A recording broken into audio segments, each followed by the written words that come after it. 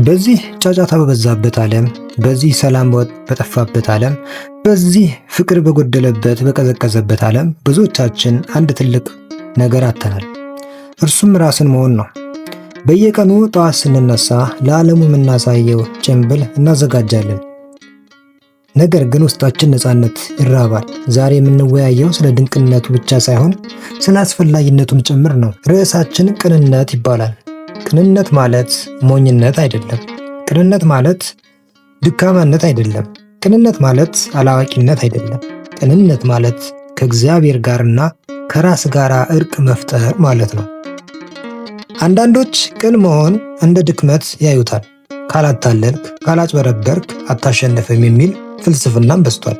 ነገር ግን እውነተኛው ጀግና በማንኛውም ሁኔታ ውስጥ የማይቀየር፣ የማይለወጥ፣ የማይፈራረቅ ማንነት ያለው ሰው ነው።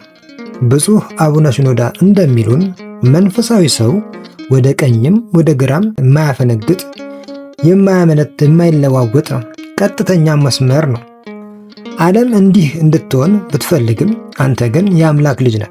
የአምላክ ልጅ ደግሞ እንደ አባቱ እውነት ነው። ከእግዚአብሔር ሆነ የእግዚአብሔርን ሥራ ይሠራል። ከዲያብሎስ የሆነም ከዲያብሎስን ሥራ ይሠራል። እግዚአብሔር ቅን ነው፣ አንተም ቅን ነው። እግዚአብሔር የዋህ ነው፣ አንተም የዋህ ነው። እግዚአብሔር ሩህሩህ ነው፣ አንተም ሩህሩህ ነው። እግዚአብሔር እውነት ነው፣ አንተም እውነተኛ ሁን። ዲያብሎስ ግን በዚህ በተቃራኒ ነው። አንተ ከእግዚአብሔር ነህና እግዚአብሔርን ምሰል። እውነትን መናገርና በቅንነት መኖር መጀመሪያ ላይ ዋጋ ሊያስከፍል ይችላል። መጨረሻው ግን ዘላቂ ሰላም ነው። አጥባቂነት ወይም ሪጂዲቲ ቅንነት አይደለም። በሃይማኖት ስም በሰዎች ላይ የምንፈርጅ፣ በሰዎች ላይ የምንፈርድ፣ በሰዎች ላይ የምንጠቁም ከሆነ፣ ፍቅር የሌለንና የምንቆጣ ከሆነ ሕሊናችን ታሟል። ፈሪሳውያን ሕግን ያውቁ ነበረ፣ ነገር ግን ቅንነትን አያውቁም ነበር። ቅንነት የዋህነትን ይፈልጋል። የምትጾመው የምትጸልየውና የምታገለግለው ሰዎች ጎበዝ፣ በርታ፣ እንደዚህ ነው እንዲሉህ እንዲያሞካሹህ አይደለም። እንዲህ ከሆነ ያ የምትለፋበት ሸክም ይከብዳል። ነገር ግን በቅንነት በፍቅር ካደረከው ሸክሙ ቀሊል፣ ቀንበሩም ልዝብ ይሆናል። ዛሬ ራስን ጠይቅ። ይህንን የማደርገው ለእግዚአብሔር ነው ወይ? እግዚአብሔር ለማስደሰት ነው ወይ? ወይስ ለማታለል ነው ብለህ ራስን ጠይቅ። ቅንነት የሚጀምረው ለራስ እውነተኛ በመሆን ነው።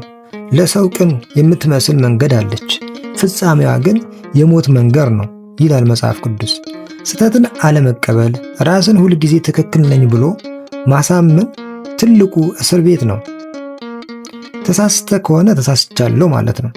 ወድቃ ከሆነ ደግሞ ወድቄያለሁ በል። ንስሐ መግባት፣ እውነትን ስህተትን መቀበል የቅንነት መጀመሪያ ነው። እግዚአብሔር የሚፈልገው ፍጹም የሆንክ መስለ እንድትቀርበው ሳይሆን ቅን ሆነ እንድትቀርበው ነው። ትሕትና የሌለው ቅንነት በዚህ ምድር ላይ የለም።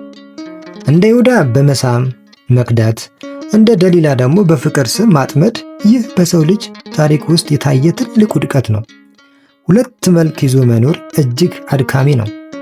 ለአንዱ ቅዱስ፣ ለአንዱ ደግሞ በተቃራኒው መስመር መቆም፣ ይህ በጣም አድካሚና ስህተት የሆነ ነገር ነው። ለሰዎች ሌላ፣ ለራስህ ሌላ፣ በጨለማ ሌላ መሆን ሰላምን ይነጥቃል፣ ጤንነትን ይነጥቃል። ሁሌ ጭንቀት፣ ሁሌ ድብርት ስሜት ይሰማል። በምድር ላይ ካሉት ስቃዮች ሁሉ የከፋው ራስን የጠላና ራስን የማይሆን ሰው ነው። ቅንነት ቅን ስትሆን ግን ሚስጥር የለም፣ የምትፈራውም ነገር የለም፣ የምታሳድደው የውሸት ዝናም የለም። በቃ ቅንነት ነፃነት ነው። በብልጠትና በጮሌነት የምታገኘው ስኬት በረከት የለውም። አባቶቻችን እንደሚሉት በጠማማ መንገድ የሚመጣ ትርፍ ከእግዚአብሔር አይደለም ይላሉ። አጭበርብሮ ከመክበር በቅንነት ድሃ መሆን ይሻላል። የሰነፍ መንገድ በዓይኑ የቀናች ናት ይላል መጽሐፈ ምሳሌ። አንተ ግን ጥበበኛ ሁን። ጥበብ ደግሞ ቅንነት ነው። ዓላማ ብቻ ሳይሆን ወደ ዓላማ የምትሄድበትን መንገድ ንጹሕ ይሁን።